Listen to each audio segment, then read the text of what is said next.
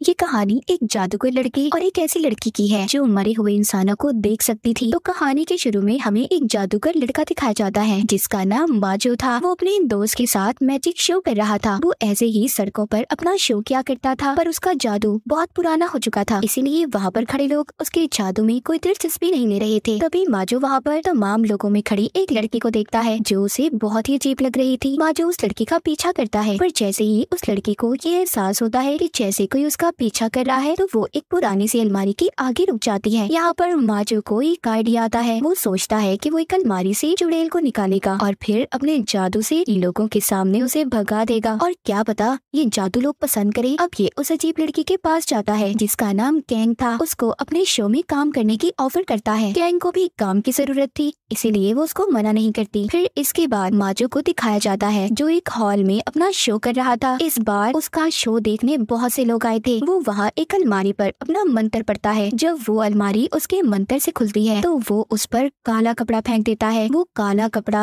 एक भूत का रूप लेकर हवा में उड़ने लगा था। माजो उस भूत से पूछता है तुम यहाँ पर क्या करने आए हो? वो कहता है अपनी मौत का बदला, यही लोगों के दरमियान में मेरा कातिल है। पर वहाँ पर शो देखने आए सभी लोग डर गए थे। अब वो भूत एक लड़की की तरफ इशारा करता है। जैसे ही उसकी तरफ इशारा करता है काले कपड़े वाला भूत उसे पकड़ लेता है। अब वो भूत तो गायब हो गया था, पर वो लड़की उस कपड़े में लिपट जाती है। माजो फिर एक कुल्हाड़ी लाकर मंत्र पढ़ता है और फिर उस पर मारता है। वो कपड़े में लिपटी लड़की नीचे गिर गई थी। वो अलमारी भी बंद हो जाती है। माजो जब उस कपड़े को हटाता है तो वहाँ पर कोई लड़की नहीं थी। फिर पीछे से माजो के साथी आकर अलमारी को कपड़े से ढक देते हैं। जब माजो वो कपड़ा हटाता है तो वहाँ पर अलमारी तो गायब हो गई थी, पर ऑडियंस में बैठी लड़की सही सलामत वापस आ जाती है। लोगों को माजो का ये शो बहुत अच्छा लगा था। शो खत्म होने के बाद कैंग को देखते हैं जिसने उस घोस्ट का रोल प्ले किया था, यानी कि जो भूत आपने काले कपड़े का देखा था वो कोई और नहीं, वो कैंग ही थी। और ये सब माजो का ही प्लान था। और तो और जो लोगों के दरमियान में लड़की बैठी थी वो भी इन्हीं की टीम की मेंबर थी और माजो की बहुत अच्छी दोस्त थी। अब काम खत्म हो गया था। कैंग वहाँ से जाने लगती है। माजो से रोककर कहता है सुनो मेरी बात सुनो, हम लोग सब बाहर जा रहे हैं, क्या तुम हमारे साथ चलोगी? पर कैंग उसे मना कर देती है और घर चली जाती है। कैंग जब घर आती है तो अपनी मॉम से बात करती है। यहाँ पर हमें पता चलता है कि वो बिल्कुल अकेली रहती थी। आज उसका बर्थडे था। वो अकेली बैठकर केक खा रही थी। कैंग ने अपने घर में एक टेंट भी बनाया हुआ था जिसमें वो सोती थी, क्योंकि उसका घर बहुत बड़ा था और उसे अकेले ऐसे सोने से डर लगता था। कैंग जब टेंट में सोने जाती है तो उसे महसूस हो रहा था कि जैसे उसके टेंट की जिप कोई खोल रहा हो। वो अपने सामने दो बच्चों को देखती है जो मर चुके थे। जिसके बाद हम कैंग को सड़क के किनारे देखते हैं जहाँ पर उन्हीं दो बच्चों की मौत हुई थी। कैंग पुलिस को फोन करती है, कहती है कि एक आदमी बहुत नशे में था और उसने नशे में गाड़ी चलाते हुए इन बच्चों का एक्सीडेंट कर दिया, क्योंकि ये बात इसे उन्हीं दो बच्चों ने बताई थी जो मर चुके थे। यहाँ पर हम ये जान पाते हैं कि कैंग मरे हुए इंसानों को देख सकती थी। अगले दिन कैंग जब शो की सेट पर थी तो अकेली बैठकर खाना खा रही थी। माजो का दोस्त उसे बड़े ही गौर से देख रहा था, जो बात कैंग को अच्छी नहीं लगती और वहाँ से जाने लगती है। तभी वहाँ पर माजो आकर उसको रोक लेता है, कहता है कि कहाँ जा रही हो? वो कहती है अपने घर। वो कहता है नहीं नहीं, आज तुम नहीं जा सकती। तुम हर रोज ही कोई ना कोई बहाना बनाकर चली जाती हो। आज तुम्हें हम लोगों के साथ रुकना होगा। चलो हमारी सारी टीम खाना खाने जा रही है, तुम भी चलो। माजो के बहुत मनाने पर आखिरकार कैंग को मानना पड़ता है और वो उनके साथ चली जाती है। अब जब ये सब खाना खा रहे थे जहाँ पर माजो का दोस्त सबको बता रहा था, क्या तुम लोग जानते हो कल रात मेरी दादी मेरे सपने में आई थी जो मुझे बहुत डांट रही थी, और ये भी कहा उन्होंने कि जब मैं जिंदा थी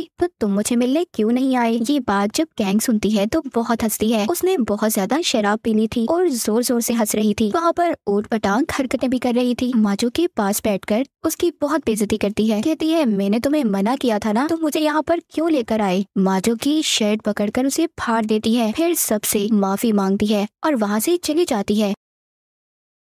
उसकी टीम के सभी लोग उसकी ऐसी हरकत पर बहुत हैरान थे। अगले दिन दिखाया जाता है माजो की दोस्त कहीं पर जा रही थी। ये उसको एयरपोर्ट छोड़कर जब वापस आ रहा था तो इसको कैंग की कॉल आती है जो रात की बदतमीजी पर इसे माफी मांग रही थी। तभी बातों के दौरान कैंग को अपने घर में लगी पेंटिंग से चीखों की आवाज आती है। जब ये उस तरफ देखती है तो उसमें से एक आत्मा निकलकर इसे डरा रही थी। कैंग बेचारी डरी सहमी अपने घर में एक साइड पर बैठ जाती है। तभी कुछ देर के बाद इसके घर का दरवाजा बजता है। जब ये जाकर देखती है तो इसका बॉस माजो था। क्योंकि उसने फोन पर इसकी चीख की आवाज को सुन लिया था और इसीलिए इसकी खैरियत मालूम करने आया था। गैंग के घर में उसे खिलाने के लिए कुछ भी नहीं था सिवाय 2-3 पुराने केक के। ये उसको अपने हिसाब से सजाकर उसके सामने पेश करती है। जब ये यहाँ से जाने लगता है तो सामने एक बच्चे को देखता है जो कोने में छुपा हुआ था। वो गैंग से जब उसका पूछता है तो वो बताती है कि ये बच्चा हमारे पड़ोस में रहता है और शायद छुपन छुपाई खेल रहा है। माजो कहता है आओ हम भी इसके साथ खेलते हैं, पर जब ये दोबारा से उसे वहाँ पर देखता है तो वो बच्चा गायब हो चुका था। फिर दोबारा से कोने में उसको वही बच्चा नजर आता है। ये गैंग को लेकर वहाँ पर छुप जाता है। जब ये बच्चे को डराता है तो वो डर कर बहुत तेजी से भाग जाता है। माजो भी चला गया था। इसके जाने के बाद गैंग अपनी दोस्त को फोन करती है। उन्हें बताती है कि तुम जानती हो मेरे बॉस मेरे घर आए थे। उधर माजो रात को जब अपने घर में सो रहा था तो कोई उसके बेड से गुजरता है जिससे उसकी आँख खुल जाती है। जब ये लाइट जलाकर देखता है तो इसके घर में वही बच्चा था जो इसने गैंग के घर में देखा था। जब ये खुद को शीशे में देखता है तो वो बच्चा इसके पीछे खड़ा था, जिसे देखकर ये बहुत ज्यादा डर जाता है और गिरता पड़ता घर से बाहर आकर गैंग को कॉल करता है। बताता है तुम्हारे पड़ोस में रहने वाला बच्चा मेरे घर पर है। गैंग शराब लेकर माजो के पास आती है और कहती है पहले इसे थोड़ा पी लो, फिर तुम्हें मेरी बात समझ आएगी कि मैं कहना क्या चाहती हूँ तुमसे। वो उसके कान में कहती है सुनो, मुझे मरे हुए इंसान नजर आते हैं, मैं मरे हुए लोगों को देख सकती हूँ और वो बच्चा शायद हमसे कुछ कहना चाहता है। अब ये दोनों दोबारा से घर के अंदर जाते हैं। वो बच्चा फिर से माजो के कंधे पर हाथ रखता है। जब गैंग उस बच्चे के हाथ पर अपना हाथ रखती है तो उसे एक विजन, एक ख्याल नजर आता है। जब ये उसी विजन वाली जगह पर जाते हैं जहाँ पर एक औरत का एक्सीडेंट हुआ था। उस औरत का बच्चा तो मर चुका था पर वो अभी भी जिंदा थी। माजो जल्दी से एम्बुलेंस को कॉल करता है। सुबह को आकर एम्बुलेंस बच्चे और उसकी माँ को ले जाती है। एम्बुलेंस के जाते ही वो बच्चा गैंग और माजो का शुक्रिया करता है कि उन्होंने उसकी माँ की जान बचाई और गायब हो जाता है। जिसके बाद गैंग माजो को नदी के किनारे पर लेकर जाती है और उसे बताती है कि तुम जानते हो कुछ सालों पहले मैं भी मर चुकी थी। मेरा सांस बंद हो गया था कुछ देर के लिए। जब स्कूल बस में जा रही थी तो मेरा एक्सीडेंट हो गया। मैं कुछ वक्त के लिए मर चुकी थी। मुझे तो किसी तरह बचा लिया गया पर मेरी बेस्ट फ्रेंड मर गई। उसके बाद मुझे अपनी दोस्त और बाकी मरे हुए लोगों के भूत दिखाई देने लगे, जिसके बाद सब लोग मुझसे दूर रहने लगे। यहाँ तक कि मेरी मॉम और बहन ने भी मुझे अकेला छोड़ दिया। ये सब बताने के बाद गैंग नदी के पास जाती है और चिल्लाकर कहती है मेरी दोस्त तुम मुझे आखिर कब तक अकेला रख पाओगी? मेरे ऑनलाइन बहुत सारे दोस्त हैं, उन्हें कैसे दूर करोगी मुझसे? दरअसल गैंग की दोस्त का भूत उन लोगों को भी नजर आता था जो इसके साथ रहते थे और इसी डर की वजह से गैंग के साथ कोई भी नहीं रहना चाहता था। यहाँ पर माजो भी कहता है सस्ती चुड़ैल, तुम मेरे होते गैंग का कुछ नहीं बिगाड़ सकती। फिर ये दोनों यहाँ से चले जाते हैं। अगले दिन गैंग और माजो एक बार में जाते हैं जहाँ पर गैंग फिर से बहुत ज्यादा शराब पी लेती है। माजो उसको घर छोड़ने का कहता है लेकिन वो अपने घर जाने से मना कर देती है, इसलिए माजो उसे अपने घर ले गया था। जब ये रात को सो रहे थे तो माजो के चेहरे पर पानी गिर रहा था जिससे उसकी आँख खुल जाती है। जब ये ऊपर की तरफ देखता है तो छत से गैंग की दोस्त की आत्मा थी जो इसे डरा रही थी। गैंग माजो की आंखों पर हाथ रख लेती है, कहती है इस तरफ ध्यान मत दो, उसे मत देखो, वो चली जाएगी। पर माजो को बहुत डर लग रहा था, इसलिए गैंग उसके लिए एक टेंट बनाती है। ये दोनों अब उसी टेंट में सो गए थे। जब सुबह होती है तो यहाँ पर माजो की दोस्त आ जाती है जो काम के सिलसिले में कहीं पर गई हुई थी, जिसको माजो एयरपोर्ट छोड़कर आया था, पर अब वो वापस आ चुकी थी। उसको ये सब देखकर बहुत गुस्सा आ रहा था। वो गैंग को बहुत बुरा भला कहती है, उससे कहती है मैं जानती हूँ तुम्हारा कोई दोस्त नहीं है, यहाँ तक कि तुम्हारी फैमिली भी नहीं, तुम्हें सब छोड़कर चले गए और अगर मैं तुम्हारी जगह होती तो कब की मर जाती। माजो उसकी बातें सुनकर उसे चुप होने का कहता है। गैंग को माजो की दोस्त की बातें बहुत बुरी लग रही थी, वो रोते हुए चली जाती है।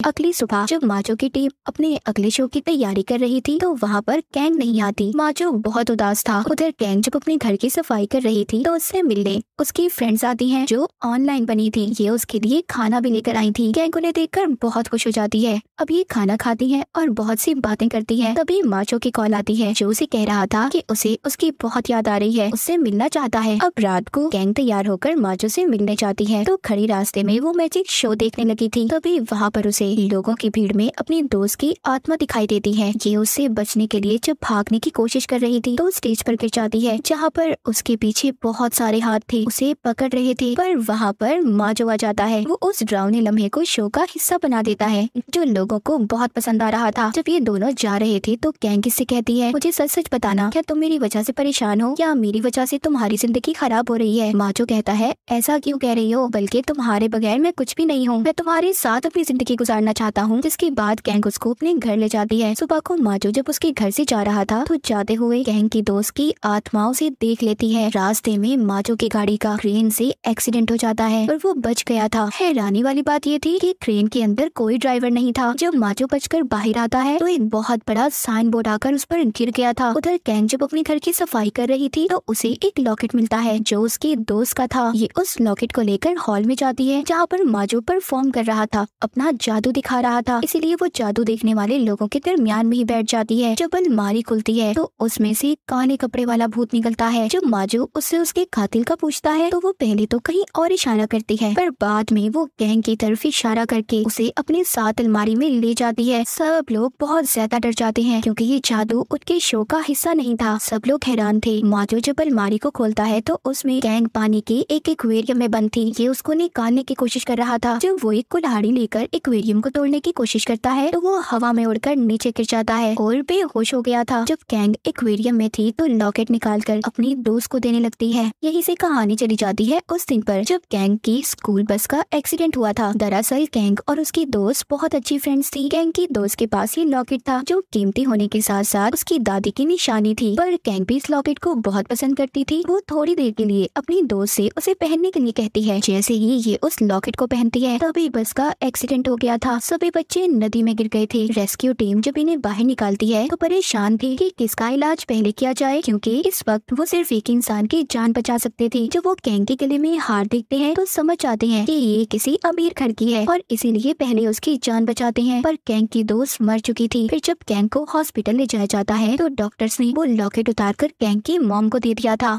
वो उसे रख कर भूल गई और अब इस लॉकेट की वजह से गैंग की दोस्त उसके पीछे थी। उसकी आत्मा भटक रही थी। हम दोबारा से प्रेजेंट मौजूदा सीन देखते हैं जहाँ पर गैंग अपनी दोस्त को लॉकेट पहना देती है। जैसे ही वो लॉकेट पहनाती है वो एक्वेरियम से बाहर आ गई थी, पर माजो अभी भी बेहोश था। इन दोनों को हॉस्पिटल ले जाया जाता है। वो जब होश में आकर माजो की ऐसी हालत देखती है तो उससे दूर जाने का फैसला करती है, लेकिन होश में आने के बाद जब ये बात माजो को पता चलती है तो वो उसको फोन कर बहुत रोकता है और रोने लगता है, पर गैंग नहीं रुकती। अब जब गैंग ये शहर छोड़कर जा रही थी वो प्लेन में बैठी थी, तभी उसके पास एक एयर होस्टेस आती है। एयर होस्टेस जब उससे बात करती है तो वहाँ पर उसकी दोस्त की आत्मा थी। तभी प्लेन हिलने लगता है। उधर माजो जो एयरपोर्ट पर बैठा गैंग का इंतजार कर रहा था वो ये अनाउंसमेंट ऐलान सुनता है कि हमारा प्लेन वापस आ रहा है, उसमें कुछ खराबी हो गई है। और ये उसी प्लेन की बात कर रहे थे जिसमें गैंग जा रही थी। ये सुनकर बहुत खुश होता है। अब ये जैसे ही गैंग को देखता है उससे बात करता है, उसे बताता है कि मैं तुम्हें बहुत प्यार करता हूँ, मैं सारी जिंदगी तुम्हारे साथ रहना चाहता हूँ, तुम ऐसे मुझे छोड़कर नहीं जा सकती। पर गैंग उसको ऊपर देखने का कहती है जहाँ पर उसकी दोस्त की आत्मा खड़ी थी। कहती है अब भी तुम मुझसे प्यार करते हो, क्योंकि सोच लो सारी जिंदगी ये मेरे साथ रहने वाली है। माजो कहता है हाँ अब भी मैं तुम्हें प्यार करता हूँ। ये दोनों एक दूसरे के करीब आ गए थे और बहुत खुश थे और इसी हैप्पी एंडिंग के साथ ये कहानी यहीं पर खत्म हो जाती।